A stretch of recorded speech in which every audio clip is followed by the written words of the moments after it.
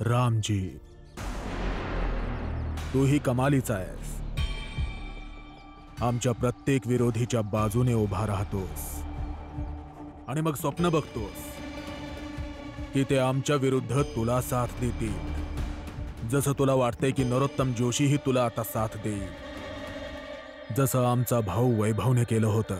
नाही प्रचंड देवजी, यासाठी नाही बोलत आहे की नरोत्तम जोशी आमची साथ देतील. कमीत कमी मी आणि माझा पोरगा सत्याची साथ देतो आणि नेहमी देत राहू. मग त्या सत्यासोबत आमचा द्वेष करणारा नरोत्तम जोशी सारखा माणूस बी का असावा. चांगलं आहे, ठीक आहे. तुम्हा लोकांना नरोत्तम जोशी कुठे दिसला तर आम्हाला सांगा. होय मालक.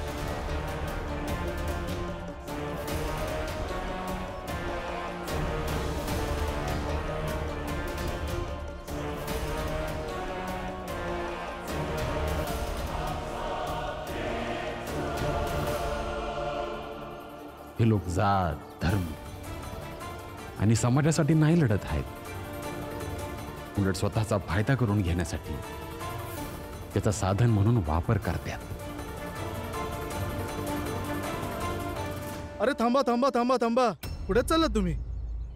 कामावर. तुमची नोकरी संपली, आता 1 महिन्यानंतर या.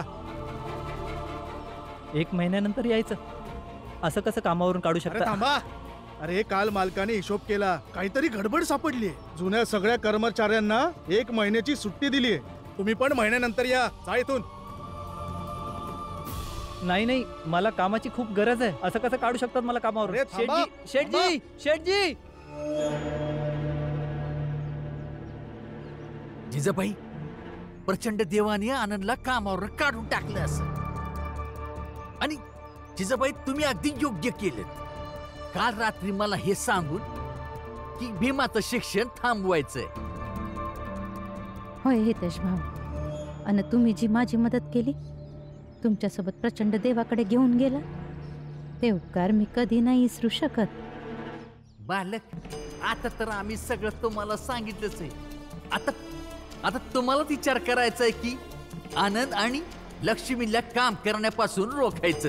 त्याचं काय आहे ना, जिजाबाईला कधी नाही वाटणार की रमा आणि भीमाच्या भानगडीत त्यांचा मुलगा आणि सून आनंद आणि लक्ष्मीचे जीवन उद्ध्वस्त व्हावं. काम होईल, थोडा त्रास सहन करावा लागेल, पण काम होईल. आता थोडा त्रास सहन करून पण ते सुधारतील तर चांगलंच आहे. आणि आता राहिला त्यांच्या बाबांचा त्रास, तो तर मी दूर करीनच. तिकडे प्रचंड देवाने आनंदला फॅक्टरीत घुसण्यापासून अडवलं असेल तर तो फॅक्टरीत घुसू शकलाच नसेल. आणि राहिली गोष्ट लक्ष्मीची, ती जिकडं काम करायला गेलीये ती पण तिथं काम नाही करू शकणार. सगळ्यांनी आपली खरी नावं आणि पत्ता सांगा. सगळ्यांना काम मिळेल आणि रांगेत उभे राहा. ए, नीट उभी राहा की. मी नीटच उभी होते, तुम्हीच येऊन मला धक्का दिला. तू माझ्या तोंडाला लागते? हा, तुला तर मी आत्ता दाखवते, तू माझ्या तोंडाला लागते. मी उगाचच का भांडताय? माझ्या दाखवते मी. सोडा मला.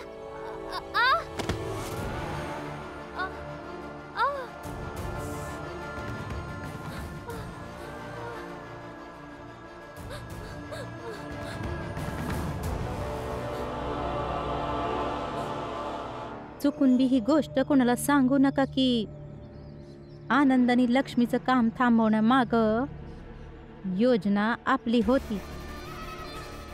जिजाबाई, तुम्ही अगदी निश्चिंत राहा. असं काहीच नाही होणार, कोणाला कळणार बी नाही. हा, आता मी जाते.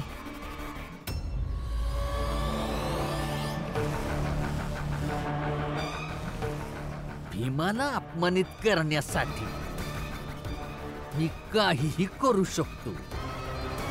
हे तर सत्य आहे की 1 महिन्यामध्ये 25 रुपये गोळा करणं फारच अशक्य गोष्ट आहे.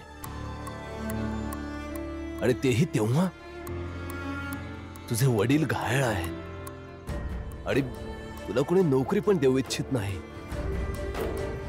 पण भीम, मागच्या काही दिवसांपासून माझी पत्नीही आजारीच असते. तिच्या उपचारासाठी खूप पैसे खर्च झाले आणि पुढे माहिती नाही किती पैसे खर्च करावे लागतील ते. त्यामुळेच भीम, माझेही हात आता खाली झालेत. वास्तवात माझ्या पत्नीची तीव्र इच्छा होती की तुझी काहीतरी मदत करावी,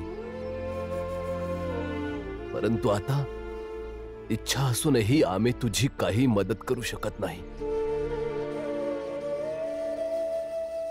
काही हरकत नाही गुरुजी, मी समजू शकतो. तुम्ही आजपर्यंत इतकं केलंय माझ्यासाठी, तेच खूप आहे. भीम, माझी आर्थिक परिस्थिती सध्या इतकी बरी नाही की मी तुझी मदत करू शकेन. पण गुरुजी, आपण एक प्रयत्न तर असा करू शकतोच. का नाही मी आणि तुम्ही मिळून भीमरावासाठी काम शोधूया? हो, हे ठीक होईल. या प्रकारे आपण भीमाची थोडी तरी सहायता करू शकू. धन्यवाद गुरुजी. सगळे मिळून काही ना काहीतरी होईलच.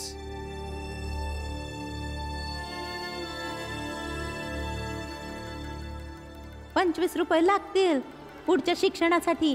कमी रक्कम नसते. कुठून आणणार एवढे पैसे? पुढे एवढे पैसेच जमा नाही झालं तर शिक्षण तर संपलं. कारण ही लढाई भीम आधीच हारलाय. ₹25ची एवढी मोठी रक्कम या जन्मात तर काय, कोणत्या बी जन्मात जमवणं अशक्य आहे भीमसाठी. मी आणि रमा कामावर चाललो आहोत आणि भीम आणि लक्ष्मी काम शोधायला चालले. ते भीमच्या शिक्षणासाठी ₹25 जमा करायचे आहेत ना.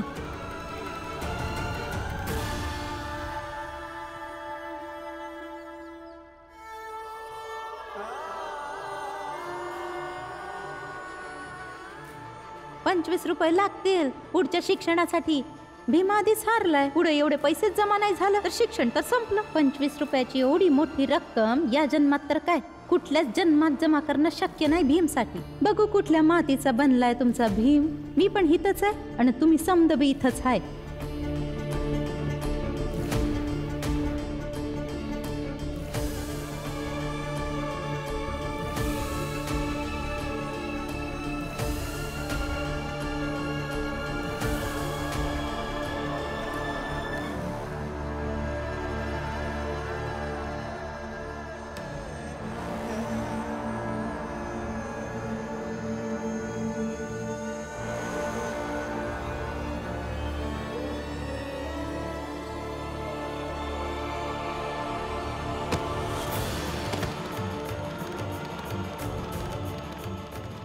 कुठे चालला होता तुम्ही? तुम्हाला ठाऊक नाही तुमची तब्येत खराब आहे? नाही, मी ठीक आहे.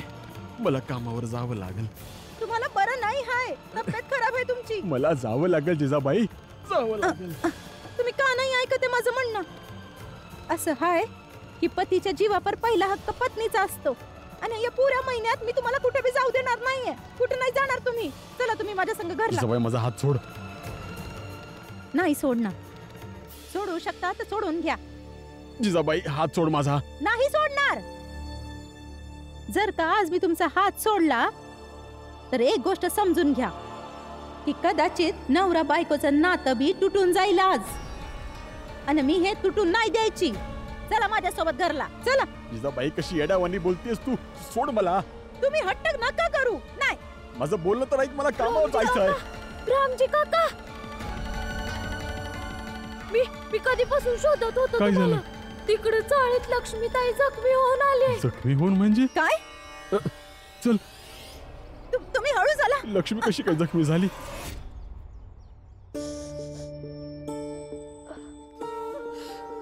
आत्या, सोडा ना, थोडंच तर लागलंय, होईल ठीक. चुप लक्ष्मी, हे थोडंसं लागलंय.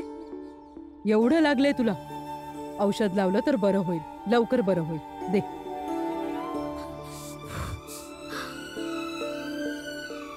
दे.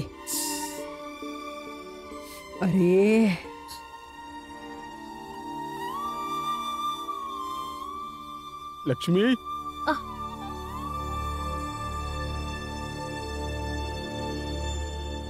काय झालं बाळा तुला? हे हे कसं काय झालं? बाबा काम शोधायला गेले होते, एका बाईशी वाद झाला आणि तिने धक्का दिला. डॉक्टरकडे जाऊन औषध घेऊन येतो. आनंद हे काय समजा कसं झालं? आनंद काय झालं? काय झालं पोरा? आनंद काय ये झालं? इकडे ये तुम्ही इकडे. बसा. बस बस बस बस बस बस बस. कसं लागलं तुला हे?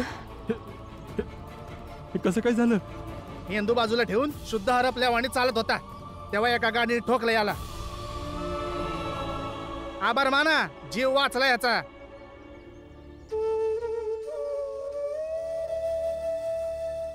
असं कसं ठोकलं त्यांनी? मी औषध लावून देते याला. मी डॉक्टरकडे जाऊन औषध घेऊन येतो. हो जा बा. आनंद तू इथेच बसून राहा. तुझे बाबा आता जातील आणि डॉक्टरला घेऊन येतील, कारण तुम्ही दोघं परत ठीक झाले की पुन्हा कामावर जाल ना भीमच्या शिक्षणासाठी. काय बरोबर बोलली ना मी?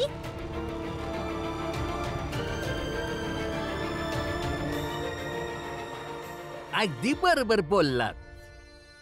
फक्त एकदा लक्ष्मी आणि आनंद जखमी होऊन घरी येऊ दे, मग तुम्ही बघा हितेश भाऊ यांना मी कशी भाग पाडते ते. तुम्ही त्या भीमच्या शिक्षणासाठी घर उद्ध्वस्त करायचं ठरवलंच आहे तर माझं नाव बी जिजाबाई हाय असं अजिबात होऊ देणार नाही मी.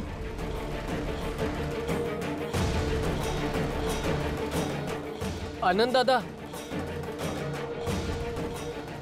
आनंद बहिणी, दादा तुम्हाला किती लागले? हे काय झालंय सगळं? हे समज मी सांगते तुला, तुला तुझ्या बाबाला तुझ्या आत्याला सगळ्यांना. लक्ष्मीला जखमी करणारी कोणी अनोळखी बाई नाहीये, खरं तर तिला जखमी करणारा तू आहेस.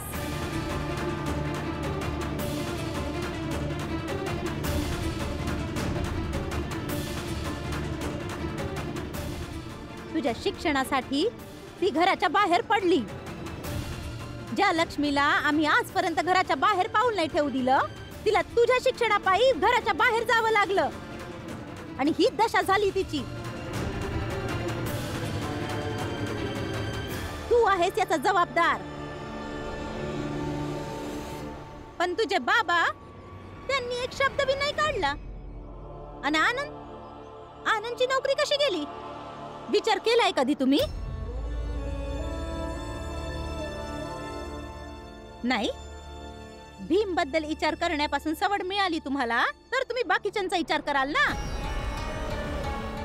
आजपर्यंत आनंद घरासाठी कुटुंबासाठी कमवत होता तोपर्यंत सर्व ठीक होतं, पण जेव्हापासून भीमच्या शिक्षणासाठी कमवायला गेला बघा काय अवस्था झाली आहे त्याची.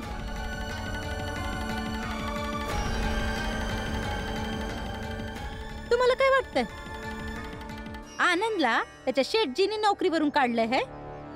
नाही, तुमच्या महत्वाकांक्षाने काढलं आहे.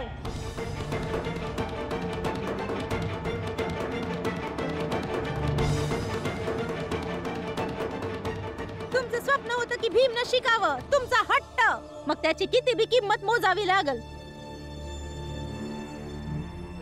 तुमच्या याच महत्वाकांक्षेने आनंदची नोकरी हिरावली गेलीये. आई काही बोलू नको. खबरदार, खबरदार जर आज एका पत्नी आणि पतीच्या मध्ये कोणी पण बोललं तर.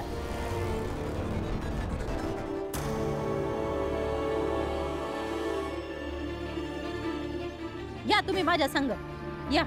माझं ऐकून तर बसा. घे. नाही नाही, तुम्हाला परत चक्कर येऊ शकते, मग मी काय करायचं? बसा. तब्येत खराब आहे तुमची. अरे मी ठीक आहे. नाही, ठीक नाहीये तुम्ही.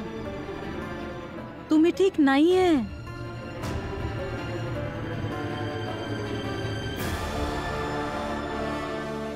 एक पत्नी तुमच्याकडून तिचा पती मागते, एक गृहिणी तुमच्याकडून आपलं कुटुंब मागते.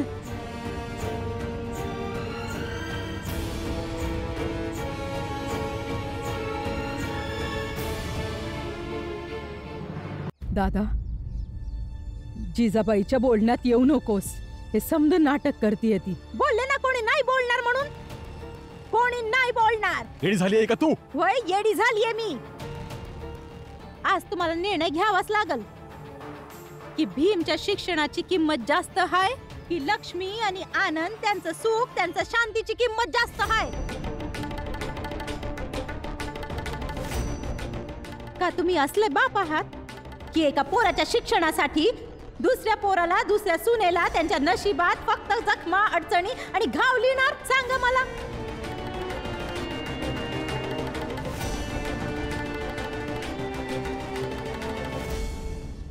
आनंद भाऊ, ताई, तिथेच उभी राहा. सांगा तुम्ही, तुमची तब्येत खराब आहे.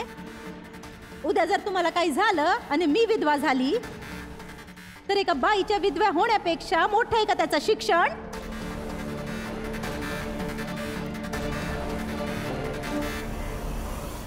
जर लक्ष्मीला उद्या काही झालं तर तुमच्या मुलाचं घर उद्ध्वस्त होण्यापेक्षा मोठं आहे का त्याचं शिक्षण?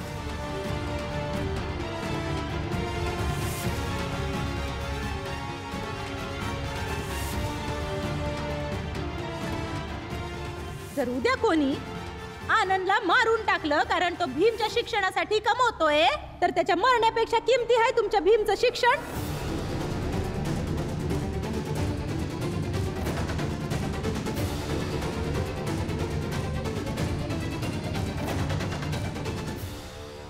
जिजाबाई, काल्पनिक प्रश्न नको बनवू. काल्पनिक नाही हाय. लक्ष्मीचं बाळ गेलं हे काल्पनिक नाही हाय. घरात पैसे नाहीये ते काल्पनिक नाहीये. गुरुजी, तुम्ही याचं गुरुजी आहात ना? तुम्ही मला सांगा की भविष्यात जे प्रश्न उद्भवू शकतात त्यांना वर्तमानात काल्पनिक मानून उत्तराची अपेक्षा करणं चुकीचं आहे. तुम्ही जाणून बुजून रामजीवरती दबाव आणण्याचा प्रयत्न करता. दबाव? दबाव नाही गुरुजी. मी तर माझ्या पतीला योग्य मार्गावर आणायचा प्रयत्न करते.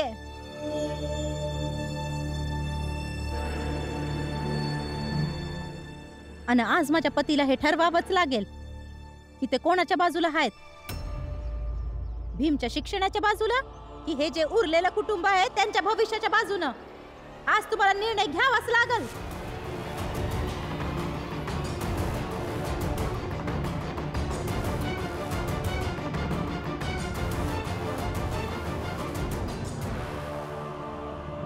आई, बाबा का घेतील आमचा निर्णय? गप्प, एकदम गप्प. ऐकलं नाही तू काय बोलली मी? वहिनी, नका बोलू. आज या दोघांमध्ये आपल्यापैकी कोणीही नाही बोलणार. कुणालाही बोलण्याचा हक्क नाहीये. निर्णय बाबांना घ्यायचा आहे. बाबाच घेतील निर्णय.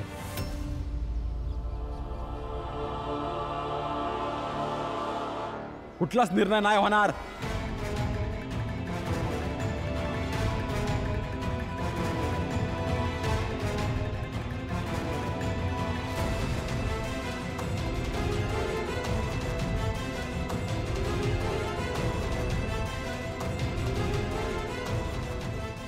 निर्णय तर तुम्हाला घ्यावाच लागल आणि कुठल्या बी किमतीत.